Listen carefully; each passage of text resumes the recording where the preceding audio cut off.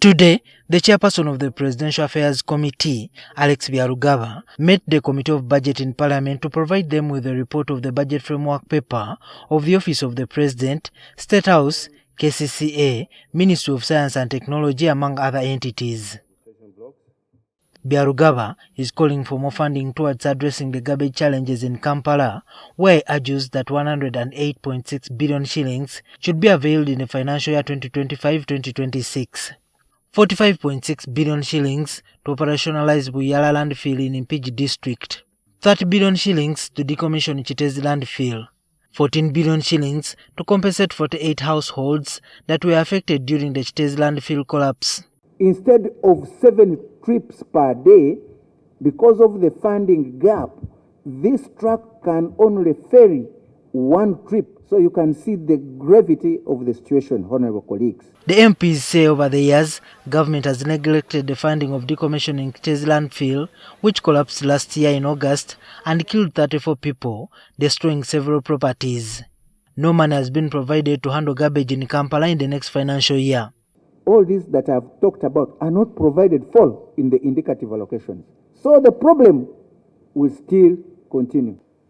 The other day you got staff there arrested. And the reason they were arrested is that they neglected their work. KCCA. Yes. And I'm talking about solid waste management. And you all know, at least all the MPs know, that year in, year out, they are requesting for money to deal with Kiteezi and the money was not provided.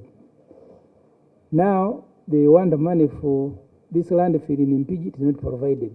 The committee is also calling on the government to avail the Office of the President 3 billion shillings every financial year for the construction of offices of resident district commissioners across the country.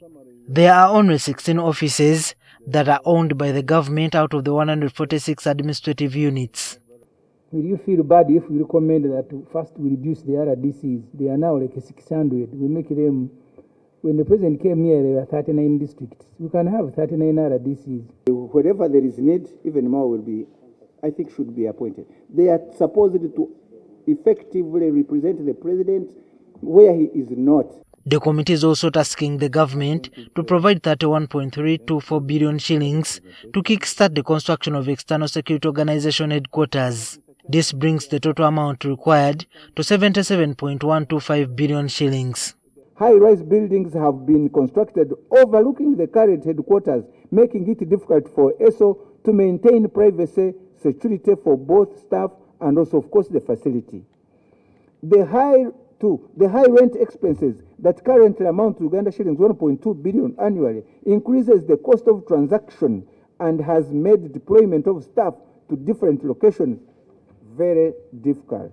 ESO also requires extra 23 billion shillings to efficiently and effectively manage classified sources of external intelligence collection.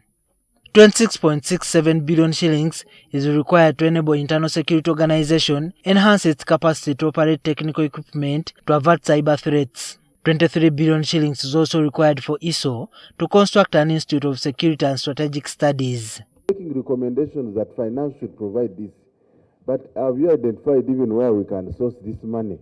Are there areas of wastage in this sector where you think we can pick? Because your recommendations are totaling almost 1 trillion shillings. Jumakiria, NTV. This is of